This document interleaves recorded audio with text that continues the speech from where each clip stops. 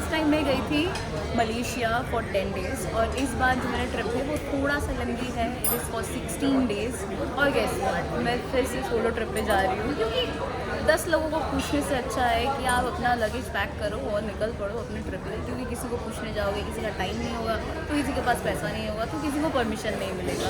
तो ये सारे झंझट से तो अच्छा है कि आप अपना बैग पैक करो, अपने हिसाब से प्लान करो और निकल पड़ो ट्रिप। तो मैंने सारा सब कुछ बुक कर लिया है, जैसे कि मेरा हॉस्टल एंड ऑल। वहाँ पे जाने के बाद जो मेरा टूर्स है वो भी मैंने बुक कर लिया है। फ़िलहाल मैं अभी कोलकाता एयरपोर्ट में हूँ और यहीं से मेरी डायरेक्ट फ़्लाइट है हनोई के लिए।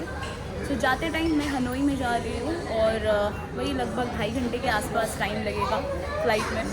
तो मेरा फ़्लाइट का जो फेयर जाने का पड़ा है वो ऑलमोस्ट 13,500 है और आने का मेरा फ़्लाइट का फेयर पड़ा है ऑलमोस्ट 12,500। तो टोटल मिला के 26,000 में मेरा फ़्लाइट का फेयर हो गया।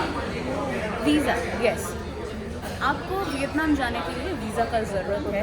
तो मैंने जैसे वीज़ा बुक किया था मेक माई ट्रिप से, तो वहाँ पे मैंने पे किया 2,320 रुपीज़ समथिंग और वही वर्किंग 5 to 7 डेज़ के अंदर वो वीज़ा मुझे वो लोग मेल कर दिए थे।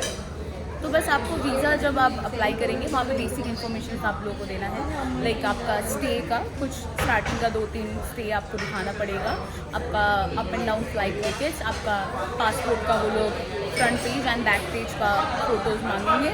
सो आप वो PDF फाइल में भी उन लोगों को भेज सकते हैं। तो या these are the basic informations they will need.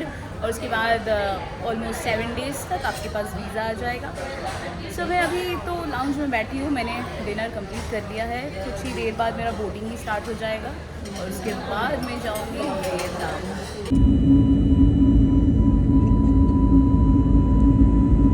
So well, अब मैं पहुँच चुकी हूँ हनोई एयरपोर्ट और मैंने यहीं से सिम ले लिया है क्योंकि वही आप लोगों के लिए कन्वीनियंट होगा, क्योंकि जैसे ही आप लोग एयरपोर्ट से बाहर निकलेंगे तो आपके मोबाइल का नेटवर्क उड़ने वाला है।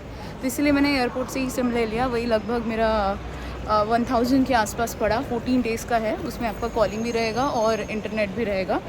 तो एयरपोर्ट के अंदर से ही आपको वो मिल जाएगा। तो मैं ग्रैब में प्राइस देख रही थी, मेरे हॉस्टल तक वही 1000 के आसपास दिखा रहा था। तो मैंने ग्रैब नहीं करके उसी सेम प्राइस में यहीं से टैक्सी बुक कर लिया है। तो अब मैं जा रही हूँ मेरे हॉस्टल की ओर। यानी ये भाई साहब मेरा एक ट्रॉली लेके जा रहे हैं और मेरे पास ये है दूसरा ट्रॉली। तो अभी यहाँ पे बज रहे हैं रात के ऑलमोस्ट 3 एंड मैं जा रही हूँ मेरे हॉस्टल की ओर। तो चलिए बैठते हैं इसमें।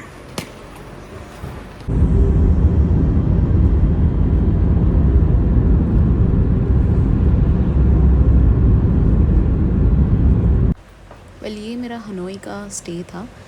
इस हॉस्टल का नाम था हनोई बफेलो हॉस्टल, जिसमें मैं 2 दिन के लिए पे की थी 1100 रुपये और उसमें मेरा ब्रेकफास्ट भी इंक्लूडेड था।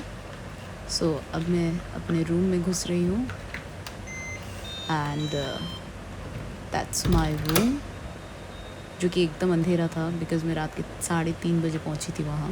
सो फाइनली मैं पहुँच गई हूँ अपने रूम में।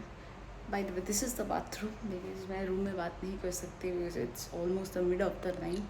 और जब आप हॉस्टल में स्टे कर रहे होते हो तो आपको बाकी लोगों के भी प्राइवेसी को थोड़ा सा रिस्पेक्ट देना पड़ता है।